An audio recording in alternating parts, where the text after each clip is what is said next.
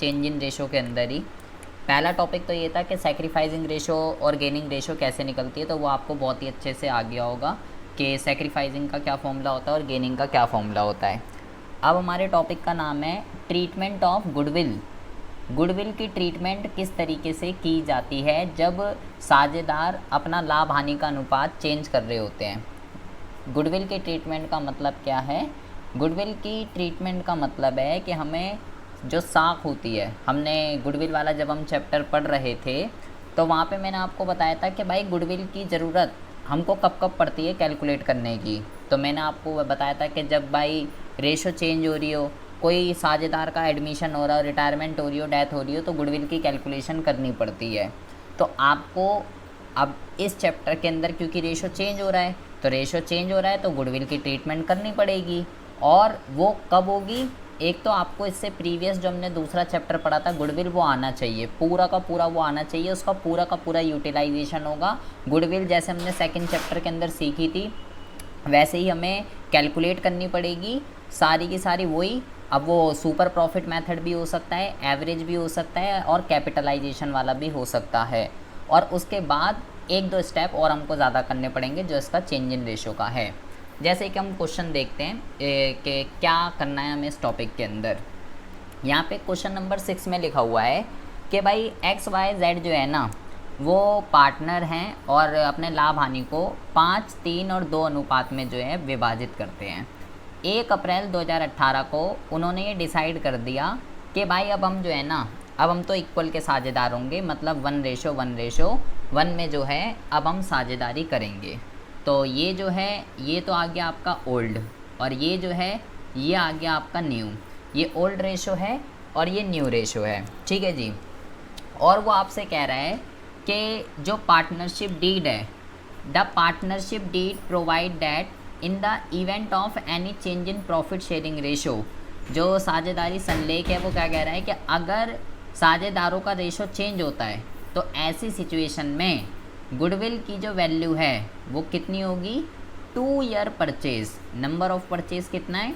2 year of the average profit of the preceding 5 year. तो goodwill की जो value है पिछले 5 सालों के एवरेज प्रॉफिट के बेस पे होगी और 2 ईयर की नंबर ऑफ परचेज है। और पिछले 5 सालों का जो प्रॉफिट और लॉस है वो आंकड़े नीचे गिवन है। 13-14 में प्रॉफिट हुआ, इसमें भी प्रॉफिट हुआ, इसमें भी प्रॉफिट हुआ, इसमें भी प्रॉफिट हुआ, लेकिन यहाँ पे हमको हानि हो चुकी है। तो कह रहा है you are required to calculate goodwill. एक तो गुडविल को कैलकुलेट कीजिए, और ये जो रेशो चेंज हो रही है, रेशो चेंज होने की वजह से ट्रीटमेंट की गुडविल की ट्रीटमेंट किस तरीके से होगी उस चीज़ की जनरल एंट्री जो है हमको पास करके दिखाइए। ये इसके अंदर बोला गया है पूरे क्वेश्चन के अंदर। तो सबसे पहले तो बेटा आपको इसको गुडविल निकालनी है, तो पहले तो आपको ये समझना है कौन से मेथड से गुडविल निकलेगी। तो पहला वाला मेथड है एवरेज प्रॉफिट मेथड। तो अगर आप भूल गए हो तो मैं आपको याद दिला देता हूँ कि उस मेथड से हम गुडविल किस तरीके से निकालते थे। तो उस मेथड से हम जो गुडविल निकालते थे उसका फॉर्मूला था goodwill is equal to average profit और multiply number of year purchase. Number of year purchase given होता है, जैसे कि यहाँ पे 2 ईयर परचेज है तो मैं यहाँ पे 2 लिख देता हूँ, ठीक है जी। और रही बात एवरेज प्रॉफिट की, ठीक है, तो एवरेज प्रॉफिट की अगर हम बात रही तो एवरेज प्रॉफिट जो है वो हम कैसे निकालते थे? 5 सालों के बेस पे है। 1 साल लॉस हुआ है, 1 साल लॉस हुआ है और चारों साल प्रॉफिट हुआ है, तो प्रॉफिट जोड़ते हैं और लॉस माइनस करते हैं। कोई एडजस्टमेंट तो यहाँ गिवन है ही नहीं। तो मैं क्या करता हूँ, मैं जो है सारे प्रॉफिट को जोड़ लेता हूँ।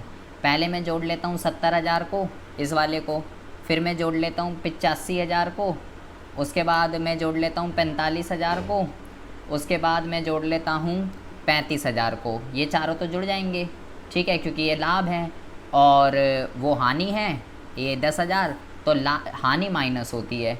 तो जब आप इस सब को कैलकुलेट कर लोगे, इन सारे प्रॉफिट को जोड़ के हानि को माइनस कर दोगे, तो एवरेज प्रॉफिट मैं यहाँ पे निकाल लूँ, ठीक है।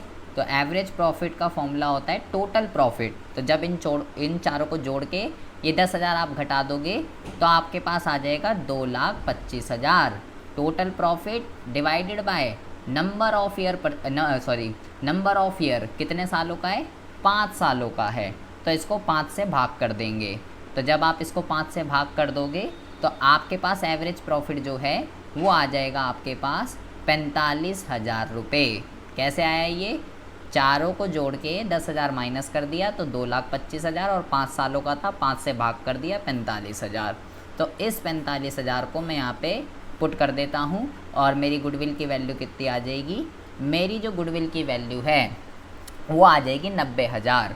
तो इतना अभी तक हमने जो किया है, ये जो हम गुडविल वाले चैप्टर के अंदर करते थे वो सेम सिनेरियो अभी तक हमने यहाँ पे करा है। एवरेज प्रॉफिट से मैंने गुडविल को कैलकुलेट किया है। प्रीति, इतनी बात समझ में आ रही है? अच्छा, अब हम बात करते हैं, मैंने गुडविल तो कैलकुलेट कर ली, यहाँ तक उसने बोला था कि भाई गुडविल को कैलकुलेट कीजिए, तो ये मैंने निकाल लिया। 90,000 रुपये मेरी गुडविल की वैल्यू आ रही है। अब हम बात करते हैं आगे मुद्दे की। अब मेरे को क्या करना है वो हम ध्यान रख लेंगे। 90,000 हमारी आ गई। अब हमें, चलो गुडविल तो आ गई, अब हमें इस चैप्टर के अंदर क्या करना है, ट्रीटमेंट ऑफ गुडविल।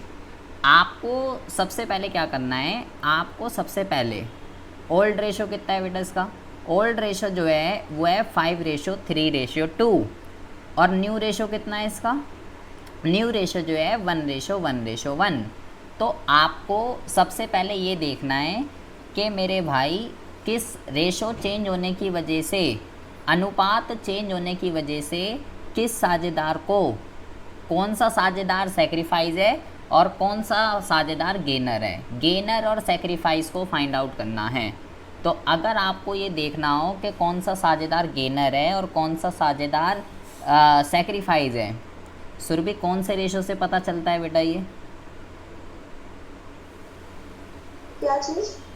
ध्यान का है, नहीं निकाल देते इसमें से और रेशो। मैं कह रहा हूँ अगर मुझे ये पता करना है कि किस साझेदार को सेक्रीफाइजिंग और गेनिंग पार्टनर मुझे निकालना है, तो मुझे कौन सा रेशो निकालना पड़ेगा, सेक्रीफाइजिंग रेशो निकालना पड़ेगा या गेनिंग रेशो निकालना पड़ेगा? कौन से रेशो से पता चलता है कि ये साझेदार सेक्रीफाइजिंग है और ये साझेदार गेनर है? सेक्रीफाइजिंग रेशो निकालूं या गेनिंग रेशो निकालूं सुरभि? यहाँ पे कौन सी रेशो है वो ऐसी जिससे पता चलता है? सेक्रीफाइजिंग। प्रीति कौन सी रेशो है बेटा वो जिससे पता चलेगा कि ये साझेदार त्याग कर रहा है और इसको फ़ायदा हो रहा है? सेक्रीफाइजिंग से पता चलता है या गेनिंग से पता चलता है? दोनों से पता चलता है, आप जिससे भी निकालो। दोनों से पता चलता है, किससे भी निकालो, क्योंकि भाई बात तो एक ही है, कान कहीं से भी पकड़िए। तो मेरा जो मन है मैं वहाँ से निकाल लेता हूँ। जैसे कि मान लो मैं सेक्रीफाइजिंग से निकालना चाहता हूँ, मैं यहाँ सेक्रीफाइजिंग रेशो फाइंड कर लेता हूँ। तो ओल्ड माइनस न्यू, पुराना माइनस नया अनुपात, तो हम निकाल लेते हैं 1 by 1। पहले हम एक्स का कर लेते हैं। एक्स की ओल्ड रेशो कितनी है? एक्स की ओल्ड रेशो है 5/10 और न्यू रेशो कितनी है? वो है 1/3। तो यहाँ पे आपको मैंने एलसीएम लेना सिखा दिया है, दोनों डिफरेंट डिजिट है, तो 30 आ जाएगा नीचे। तो यहाँ पे आ जाएगा 10 तिया 30, 15 यहाँ पे आ जाएगा -10। तो x का जो अनुपात है वो आ जाएगा आपका 5/30। y का भी निकाल लेते हैं। y का जो ओल्ड है वो 3/30 है, न्यू जो है वो 1/3 है, तो इसका भी सिमिलर ऐसा ही कुछ आएगा 30 एंड 3 3 ज़ा 9, 9 - 10 इट विल बी माइनस का 1/30।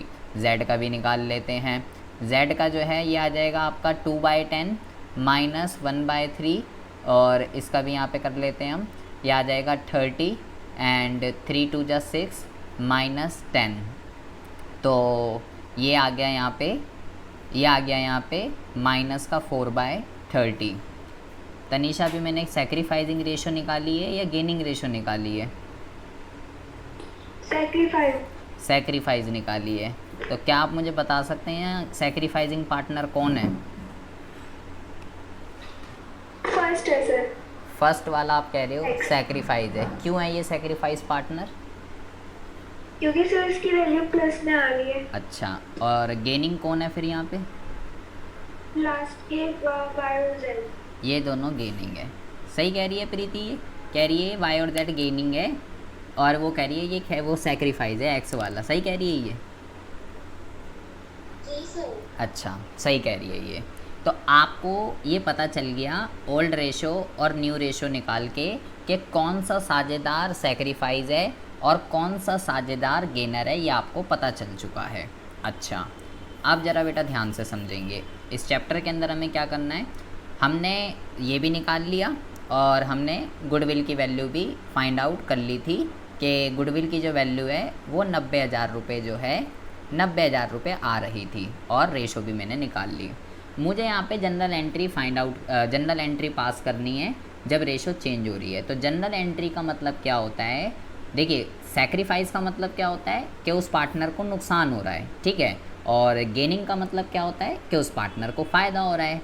तो जो जनरल एंट्री पास आउट होती है वो होती है ऐसे। जो गेनिंग पार्टनर होते हैं ना, जितने भी गेनिंग पार्टनर होंगे, gaining partners account debit to sacrificing partner, ये जनरल एंट्री पास आउट होती है सैक्रिफाइजिंग पार्टनर अकाउंट, ठीक है, पार्टनर कैपिटल अकाउंट, मतलब ये जनरल एंट्री आपको पास आउट करनी है। इसका मतलब क्या है, इसका मतलब ये है कि जो गेनिंग पार्टनर हैं वो सैक्रिफाइजिंग वाले पार्टनरों को पैसा देंगे। किस चीज़ का पैसा देंगे, किस बात का पैसा देंगे, क्योंकि रेशो चेंज होने की वजह से उन साझेदारों को नुकसान हो रहा है। तो जितना नुकसान हो रहा है उसकी भरपाई कौन करेगा, उसकी भरपाई गेनिंग पार्टनर करेंगे। गेनिंग पार्टनरों को जितना फ़ायदा हो रहा है उतना पैसा सैक्रिफाइजिंग वाले पार्टनरों को मिलता है। तो हमारे वाले सिनेरियो में गेनिंग पार्टनर तो दो हैं, वाई भी है और जेड भी है, और सैक्रिफाइजिंग एक अकेला है जिसका नाम है एक्स। तो सुरभि हमारे केस में जनरल एंट्री क्या बननी चाहिए, अगर एंट्री होती है gaining partner debit to sacrifice, तो हमारे केस में जनरल एंट्री क्या बननी चाहिए सुरभि?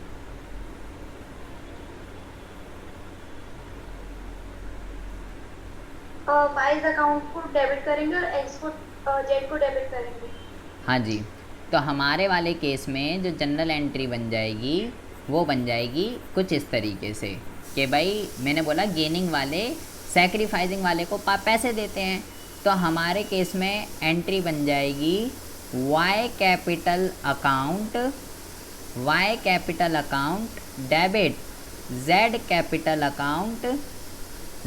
कैपिटल अकाउंट डेबिट, और टू हमारे केस में सैक्रिफाइजिंग वाला कौन है, वो है एक्स, तो टू एक्स कैपिटल अकाउंट।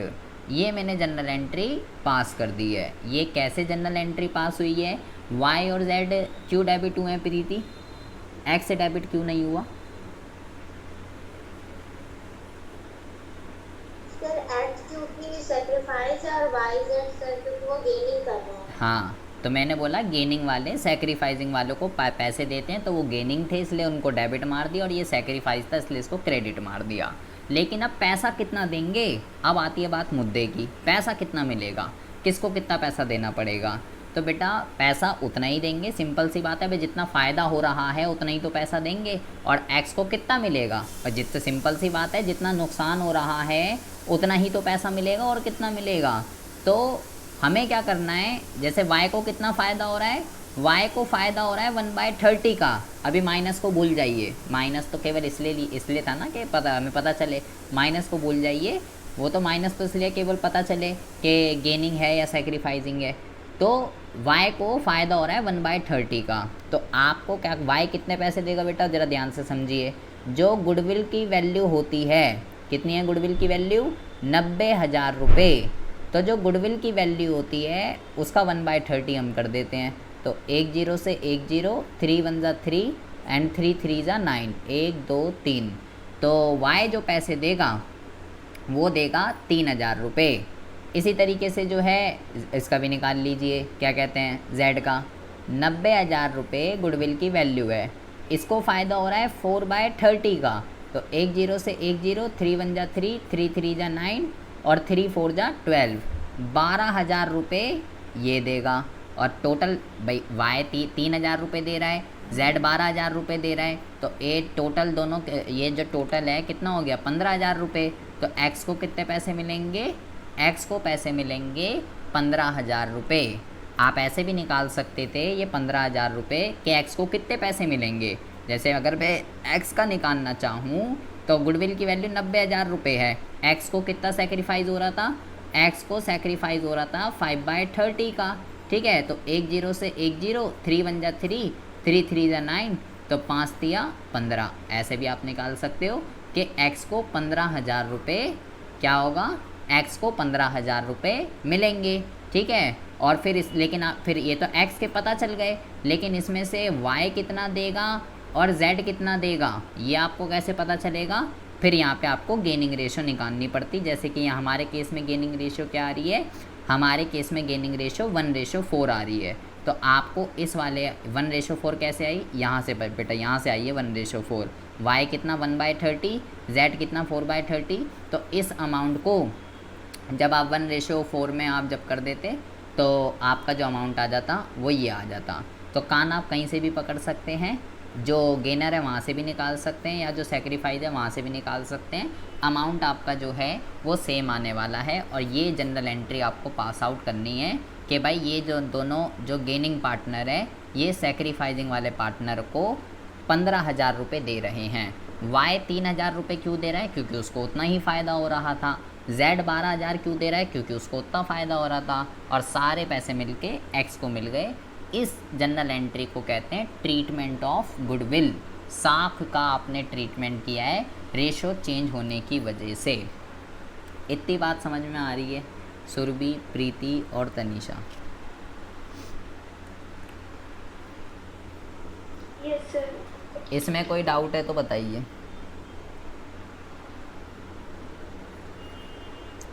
प्रीति और सुरभि आवाज़ आ रही है? इसमें कोई डाउट है? समझ में आ गया? पहले गुडविल अगर दे रखी है, देखो दो तरीके के सिनेरियो हो सकते हैं। गुडविल अगर दे रखी है तो बहुत अच्छी बात है, फिर आपका काम बच जाएगा गुडविल निकालने वाला। और अगर नहीं दे रखी तो फिर तो भाई वो मेथड बताएगा कि एवरेज है, सुपर है या कैपिटलाइजेशन है। पहले आपको खुद गुडविल निकालनी पड़ेगी, फिर रेशो दे रखी होगी, वहाँ से किस साझेदार, कौन सा साझेदार गेनर है, कौन सा साझेदार सेक्रीफाइस है, इसका पता लगाना पड़ेगा। उसके बाद जैसे मैंने क्या करा, पहले अगर गुडविल की वैल्यू नहीं दे रखी तो मैंने वो निकाली। फिर मैंने क्या करा, किस साझेदार को फ़ायदा हो रहा है, किस साझेदार को नुकसान हो रहा है वो निकाला। फिर मैंने जनरल एंट्री पास आउट करी कि गेनिंग सेक्रीफाइस को पैसे देगा और कितने कितने देगा। फिर मैंने जो है उसकी कैलकुलेशन करी। 4 स्टेप आपको करने पड़ेंगे एक क्वेश्चन को करने के लिए ट्रीटमेंट ऑफ गुडविल को। सुरभि आवाज़ आ रही है? हाँ आ रही है। इसमें कुछ पूछना है तो बताइए। हाँ वो पूछना था कि एक्स वाई अगर दो ही पार्टनर हैं हाँ। और बीच में एडमिट कर ले किसी को तो क्या क्या करेंगे? हाँ। और रेशियो जो दे के पहले दो की दे रखी है। हाँ तो रेशो तो बेटा एडमिशन का कोई लेना देना नहीं है, वो अभी हम केस करेंगे अभी आगे। ठीक है, अभी आप कर रहे हो रेशो चेंज का क्वेश्चन, जो आप सिनेरियो कह रहे हो ना, वो आगे हम चैप्टर में पढ़ेंगे एडमिशन में। अभी तो हम चेंज इन रेशो पढ़ रहे हैं, तो ऐसा नहीं होगा कि एडमिशन दे रखा होगा पार्टनर का, रेशो चेंज ही दे रखी। एडमिशन ने बीच में लेंगे, जैसे पार्टनर को एडमिट नहीं करते हैं। हाँ तो मैं भी तो वही कह रहा हूँ बेटा, पार्टनर का जो एडमिशन है वो यहाँ पे नहीं आएगा। जैसे अगर आप कह रहे हो ऐसा दे रखा है कि एक्स वाई जेड पार्टनर हैं, इस रेशो में साझेदारी कर रहे हैं, और जी एक एस पार्टनर आ रहा है, उसका एडमिशन हो रहा है, तो ऐसा नहीं होगा। वो एडमिशन में आएगा जब आगे एडमिशन वाला चैप्टर करेंगे। वो जो एडमिशन वाला जो केस है वो गुडविल वाले चैप्टर में हमने करा था, वहाँ हो सकता है, यहाँ नहीं हो सकता। अभी देखिए और क्वेश्चन करते हैं हम, फिर आपको समझ में आएगा। अगर ये आपको समझ में आ गया है तो देखते हैं कि अगला क्वेश्चन क्या है। देखिए तनीषा को क्या हो गया।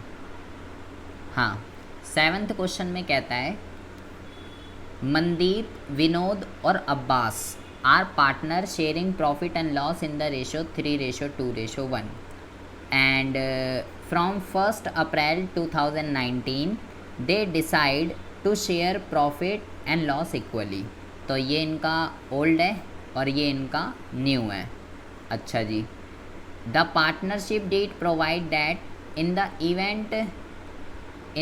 Event of any change in the profit sharing ratio, साझेदारी संलेख के अकॉर्डिंगली अगर साझेदारी में कुछ भी परिवर्तन होता है, कुछ भी चेंज होता है रेशो वगैरह के अंदर, तो गुडविल की जो वैल्यू है वो क्या हो जाएगी, गुडविल की जो वैल्यू है वो 3 ईयर की तो है जो भाई परचेज हो जाएगी, 3 year purchase of the average profit of the last 5 year, पिछले 5 सालों का profit, and the profit of the last 5 year profit and loss 2015 का इतना है, 16 का इतना है, ठीक है, एंड 17 का यहाँ पे दे रखा है, 17 का लॉस था क्योंकि 17 का यहाँ पे दे रखा है, 18 में प्रॉफिट है और 19 में भी प्रॉफिट है।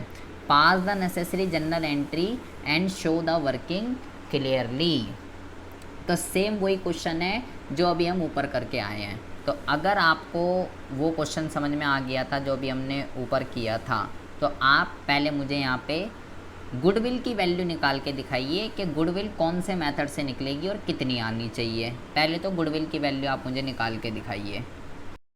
हमने गुडविल की ट्रीटमेंट किस तरीके से होती है ये तो समझ लिया। अब इसी गुडविल की ट्रीटमेंट के अंदर एक टॉपिक और है। क्वेश्चन नंबर 8 में देखेंगे क्या कह रहा है।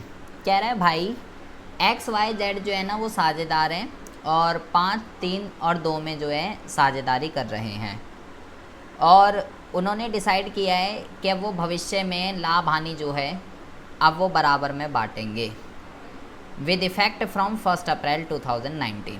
अच्छा, on that date the goodwill, बहुत ही ज़्यादा ध्यान से सुनेंगे बेटा, यहाँ पे लिखा हुआ है, एक मिनट रुको ज़रा, यहाँ पे लिखा हुआ है क्या कहते हैं, on that date the goodwill appear in the book at 12,000 but it was revalued at 30,000.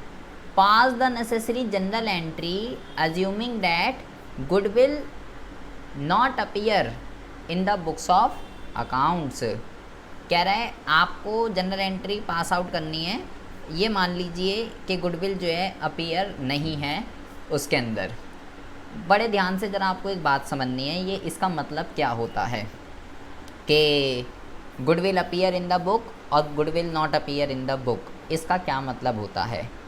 जब भी बेटा आपको बोले कि इतनी जो वैल्यू है गुडविल की वो बुक के अंदर अपीयर है, जैसे यहाँ पे लिखा हुआ है कि इतने रुपए का मूल्य गुडविल जो है, इतनी हमारी book, goodwill appear in the book का मतलब इतनी गुडविल हमारी बुक्स ऑफ अकाउंट्स के अंदर पहले ही रिकॉर्डेड है। तो जब भी ये लाइन आपको कहीं भी दिख जाए तो ऐसी सिचुएशन में हमें इस गुडविल को क्या करना पड़ता है, हमें इस गुडविल को जो है राइट ऑफ करना पड़ता है। राइट ऑफ का मतलब है हमको इसको ख़त्म करना है, ठीक है। तो कैसे ख़त्म करते हैं, किस गुडविल को ख़त्म करते हैं, पहले आप ये समझिए। रेशो की चेंज वगैरह की तो बाद में बात होगी। उस गुडविल को ख़त्म करते हैं जो हमारी बुक्स ऑफ अकाउंट्स के अंदर अपीयर होती है। तो प्रीति, गुडविल एसेट होती है लायबिलिटी होती है, परिसंपत्ति है या दायित्व है? सिलवटे सन्नाटा होगी। प्रीति आवाज़ आ रही है? हाँ, गुडविल एसेट होती है या लायबिलिटी होती है? साख परिसंपत्ति है या दायित्व है? क्या तनीषा, गुडविल एसेट होती है लायबिलिटी होती है? इंटेंजिबल एसेट्स होती है, अमूर्त संपत्ति जिसे अच्छा, हम देख नहीं सकते और छू नहीं सकते। सही कह रही है सुरभि, ये कह रही है इंटेंजिबल एसेट होती है। सुरभि सही कह रही है? शायद लायबिलिटी नहीं होती। मेरे ख्याल से तो दोनों ही होती है बेटा बहुत ज़्यादा मैं क्या बोलूँ, मेरे अल्फाज नहीं निकल रहे हैं। आप 12th क्लास के स्टूडेंट हैं और आपको ये नहीं पता कि गुडविल एसेट है या ये नहीं पता डेटर कौन है क्रेडिटर कौन है, बताओ। अभी पिछली कक्षा में ये बात हो रही थी कि डेटर से पैसे आप गुडविल, बेटा गुडविल एसेट होती है एसेट। कक्षा 11वीं के अंदर चैप्टर नंबर 2 में कुछ बेसिक वर्ड्स बताए गए थे कि एसेट किसको कहते हैं, लायबिलिटी किसको कहते हैं, देनदार लेनदार, गुडविल। तो वो दूसरा चैप्टर आपको रिवाइज़ की बहुत ज़्यादा ज़रूरत है। तनीषा, एसिड का अमाउंट डेबिट होता है या क्रेडिट होता है? एसिड का अमाउंट एक चैप्टर पढ़ा होगा आपने जनरल एंट्री वाला, जब क्लास 11th के अंदर, तो जनरल एंट्री करनी आपने सीखी है जी? क्रेडिट होता है। क्रेडिट होता है। प्रीति, आप कुछ योगदान देना चाहेंगे या बहन के साथ ही जाना चाहेंगे? प्रीति आवाज़ आ रही है? ठीक है। हाँ, ये सही कह रही है एसिड का अमाउंट क्रेडिट होता है। सब पता नहीं। सुरभि, आप कुछ योगदान करना चाहेंगे? शायद से डेबिट होता है, शायद नहीं, श्योरिटी के साथ डेबिट होता है। पहले तो शायद लगाना है या श्योर लगाना है?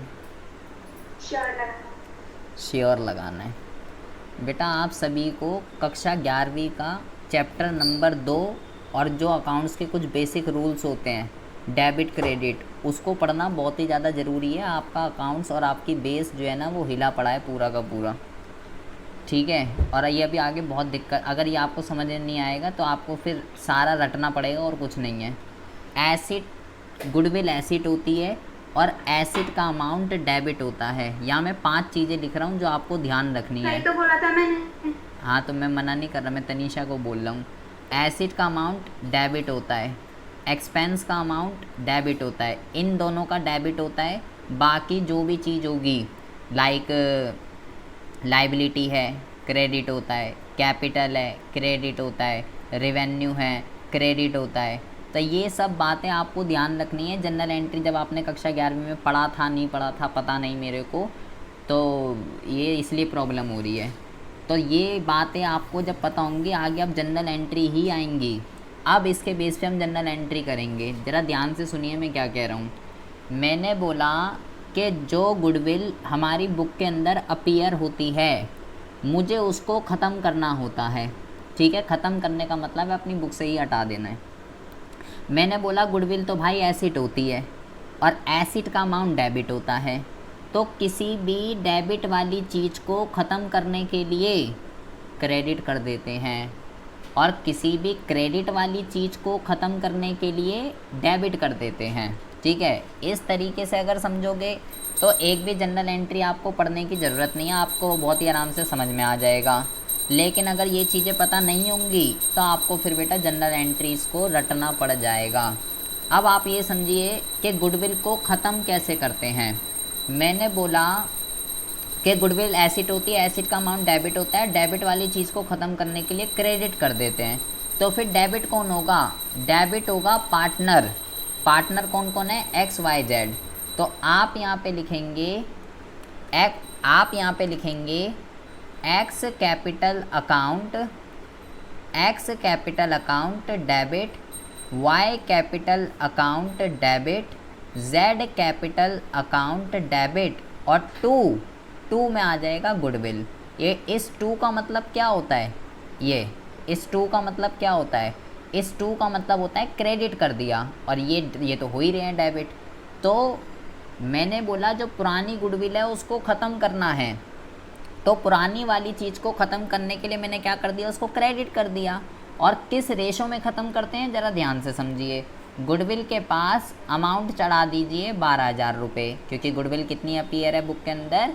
12,000 रुपये गुडविल अपीयर थी बुक के अंदर, ठीक है जी। अब आपको एक बात दिमाग में, ये ओल्ड रेशो है और ये न्यू रेशो है। पुरानी गुडविल को जब ख़त्म किया जाता है तो किस रेशो में करूं? अब 5-3-2 में करूं या 1-1-1 में करूं? किसी भी पुरानी चीज़ को ख़त्म करने के लिए, डिस्ट्रीब्यूट करने के लिए, आगे तक ये बात ध्यान रखनी है पूरी, जब तक 12वीं क्लास चलेगी। किसी भी पुरानी चीज़ को ख़त्म करने के लिए, डिस्ट्रीब्यूट करने के लिए ओल्ड रेशो का यूज़ किया जाता है। ओल्ड, ओल्ड और ओल्ड, आगे पूरी बुक के अंदर यही चीज़ यूज़ होने वाली है। पुरानी कौन है? गुडविल, और आगे अभी और भी चीज़ें आएंगी। तो पुराने रेशो में बांटना है आपको इसको। पुराना रेशो है 5, 3 और 2। तो कैसे कैसे बटेगा देखिए। 12,000 का 5 डिवाइडेड बाई 10, 1 0 से 1 0, 12 पंजे 60, तो 6,000 यहाँ पे आ जाएगा। फिर 3 कर देंगे, 12 कम 12, 12 दूनी 24, 12 तिया 36, और फिर 2 कर देंगे, 12 दूनी 24। तो ये आपने क्या करा, ये आपने पुरानी गुडविल को ख़त्म कर दिया। पुरानी गुडविल किस रेशो में ख़त्म होगी, ओल्ड रेशो में। और ये जनरल एंट्री कैसे पास आउट हुई है, गुडविल क्यों क्रेडिट हुई है, क्योंकि मैंने बोला गुडविल डेबिट होती है, एसिड होती है क्योंकि, और एसिड का अमाउंट डेबिट होता है। तो डेबिट वाली चीज़ को अगर किसी को भी ख़त्म करना है, ये बात मेरे भेजे में सेट कर लीजिए, क्योंकि अभी जो अगला टॉपिक आने वाला है वहाँ पे यही सब चीज़ें यूज़ होंगी। किसी भी डेबिट वाली चीज़ को अगर ख़त्म करना है या डिस्ट्रीब्यूट करना है, बांटना है साझेदारों में, तो उसको क्रेडिट कर देते हैं। जैसे मैंने यहाँ पे ये 2 में गुडविल लिख दिया, जो 2 में जो लिखा रहता है इसका मतलब है वो हमने क्रेडिट कर दिया। और किसी भी क्रेडिट वाली चीज़ को ख़त्म करने के लिए अगर मुझे उसको ख़त्म करना है या डिस्ट्रीब्यूट करना है तो उसको हम डेबिट कर देते हैं। ये अभी आगे कॉन्सेप्ट बहुत ही ज़्यादा यूज़ होने वाला है। तो जो 5 मैंने भी आपको बताए थे, एसेट और एक्सपेंस, इनका अमाउंट डेबिट होता है, लायबिलिटी, क्रेडिट, रिवेन्यू, इनका क्रेडिट होता है। ये बात ध्यान रखिएगा, तो ये बहुत यूज़ होने वाला है। तो सबसे पहले तो मैंने पुरानी गुडविल को ख़त्म कर दिया। अगर कोई भी गुडविल बुक के अंदर अपीयर होती है तो उसको आपको ख़त्म करना पड़ेगा, सबसे पहली बात तो। अच्छा जी, ख़त्म कर दिया। अब यहाँ पे लिखा हुआ है but it was revalued at 30,000। अब आपको क्या करना है, अब वही अपना जो हम करते आ रहे हैं। सबसे पहले आपको क्या करना है, सबसे पहले आपको रेशो निकालनी है, कौन सा साझेदार सैक्रिफाइस और कौन सा साझेदार गेन है। तो एक्स वाई जेड मैंने रेशो निकाली सैक्रिफाइजिंग से, और मैंने देखा कि भाई जो एक्स है ना वो तो है सैक्रिफाइस, और वाई और जेड जो है वो है गेन, क्योंकि इसका नेगेटिव में आ रहा है। तो भाई गेनिंग पार्टनर जो हैं वो सैक्रिफाइजिंग वाले को पैसे देता है। तो मेरे केस में जो गेनिंग पार्टनर हैं वो कौन कौन आ गए, मेरे में गेनिंग जो है वो वाई और जेड आ रहे हैं, और सैक्रिफाइस एक्स आ रहा है। तो प्रीति जनरल एंट्री क्या बननी चाहिए, गेनिंग सैक्रिफाइजिंग को पैसे देता है।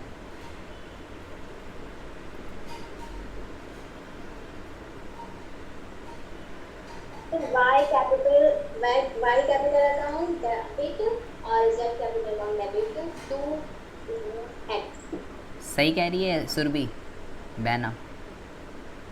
इन्होंने क्या बोला, इन्होंने बोला Y capital account debit, Z capital account debit to X capital account. हाँ सही है। सही है। अब आती है बात कि कितना कितना पैसा देंगे, रोकड़े की बात आती है। तो उसके लिए गुडविल पता होना चाहिए। तो गुडविल आपको करना है, कितना कितना दे रखा है, 30,000 रुपये वैल्यू है गुडविल की, ठीक है। तो आपको क्या करना है, वहाँ से देख लेंगे 5, वो पुरानी वाली तो बांट दी हमने, ठीक है। पुरानी वाली ये जो थी 12,000 जो अपीयर थी वो तो बांट दी, वो ख़त्म। अब लिखा हुआ है but it was revalued at 30,000, 30,000 का जिसको जितना जैसा हम डालते हैं, ये 5/30, 1/30, 4/30 अमाउंट निकाल लिया। तो 5,000, 1,000, 4,000 ये दोनों साझेदार इतना इतना पैसा दे देंगे एक्स को इतना। तो हम जनरल एंट्री क्या हो जाएगी हमारी, जनरल एंट्री हो जाएगी Y capital account Z capital account to X. Y देगा 1,000 रुपये, ये देगा 4,000 और ये देगा 5,000। ये जो हुई है ये हुई है 30,000 से, और वो जो पुरानी गुडविल थी 12,000 उसको हमने बांट के ख़त्म कर दिया है, जिसको गुडविल राइट ऑफ कहते हैं। तो जब भी आपको किसी क्वेश्चन के अंदर ऐसा कुछ बोला जाता है कि इतने रुपए की गुडविल अपीयर है बुक के अंदर, तो आपको उसको ख़त्म करना पड़ता है। ये बात आपको जो है ध्यान रखनी है। इसमें ये क्या कह रहा है, A be sharing profit 2:1, they decide 3:2, but the decision was taken after the profit for the year ended 31 March 2019, 90,000 was distributed in the old ratio. The profit for the year 2017 and 18, this respectively, it was decided goodwill will not to be open in the books of the firm and necessary adjustment to be made capital account which stood at A and B, pass the necessary general entry. ठीक है, इसको करते हैं अभी। इसमें क्या कह रहे हैं?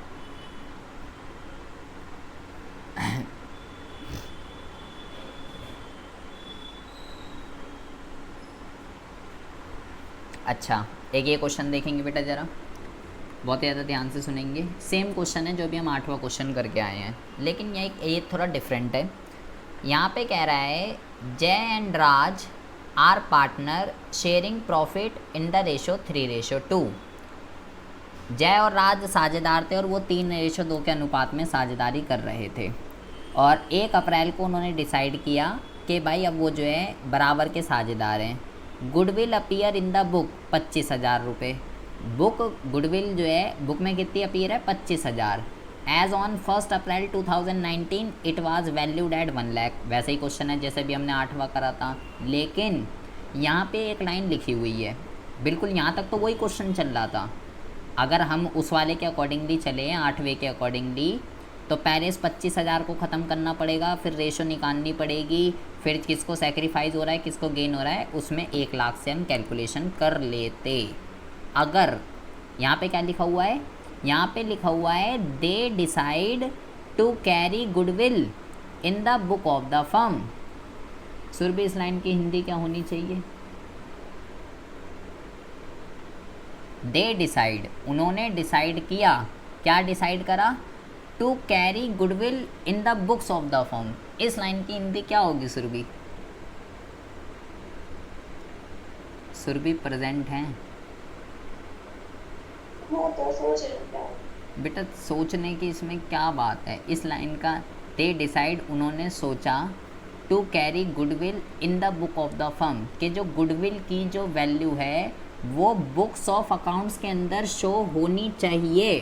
गुडविल की वैल्यू जैसे थी वो वैसी ही रहनी चाहिए, गुडविल की वैल्यू शो होनी चाहिए, ये इस लाइन का मतलब है।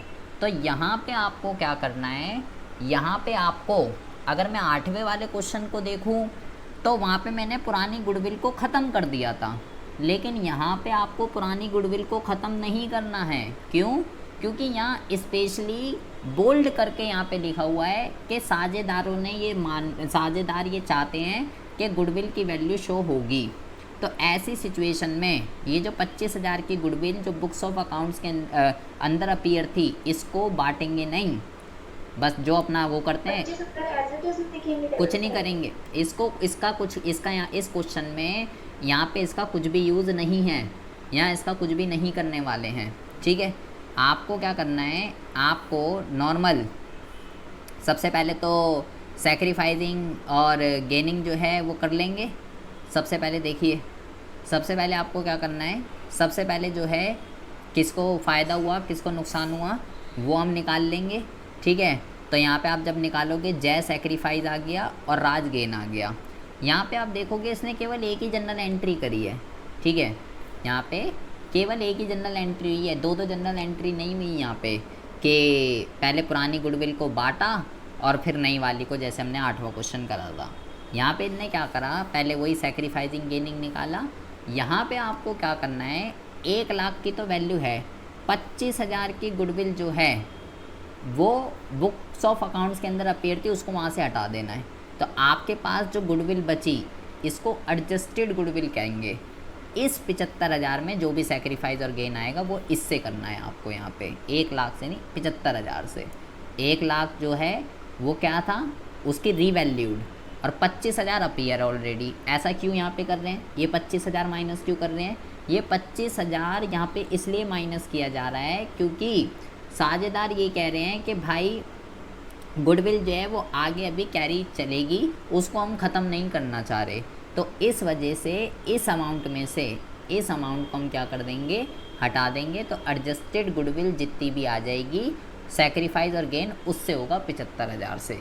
ये यहाँ पे आपको करना है। क्वेश्चन तो सेम है 8वें की तरह, लेकिन 8वें में और इसमें डिफरेंस क्या है? 8वें में देखो ये वाली लाइन नहीं लिखी हुई थी 8वें में, इसलिए हमने बांट दिया था। यहाँ तो बस वो लिखा था कि मान लीजिए गुडविल अपीयर नहीं और कर दीजिए काम तमाम।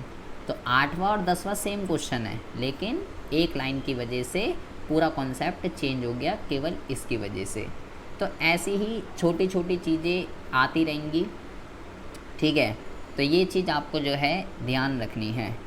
अगली क्लास में हम जो करेंगे, ये था ट्रीटमेंट ऑफ गुडविल। तो आप जो है